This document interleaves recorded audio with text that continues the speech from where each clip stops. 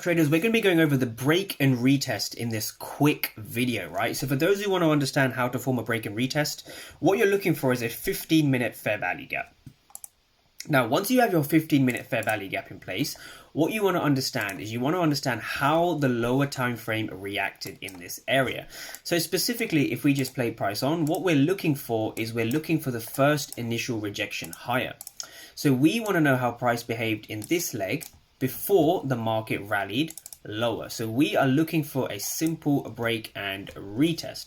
So if we go over to the ATAS platform where things become real, if you look at the ATAS platform, we can see the same exact price action, but this time, what you want to understand is you want to understand a couple of things, right? We are seeing price coming into this level, and we are seeing a lot of aggressive sellers initially being absorbed, right? So we see the aggressive buyers stepping in. They're trying to drive price higher. They're trying to drive price higher. Even here, they try to drive price higher, and this is ultimately where the breakthrough happened.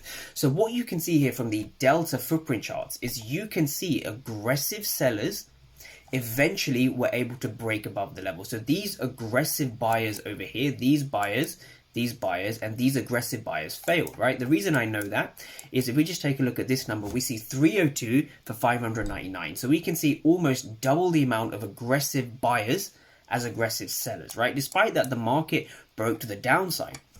This shows us that sellers are in control. Aggressive sellers are winning, and these aggressive buyers have been absorbed by passive sellers. So we can see passive sellers are in control at this level. So how do you confirm an actual break and retest? Well, this is where it gets very interesting. So if I continue to play price on the 5-minute, what we ended up seeing was a couple of things over here. So we saw a retest just within this region, right? So price came and retested just over here near this particular level, right? So if we just continue to play price on, what we ended up seeing over here was very, very interesting, right? Sellers were in control. And the reason sellers were in control is because of this, right? Sellers were in control because we saw this price action. We saw aggressive buyers, and we saw a huge amount of aggressive buyers over here. We saw 1K for 2K, 1K for 2K. That means that there were double the amount of aggressive buyers as there were aggressive sellers, right?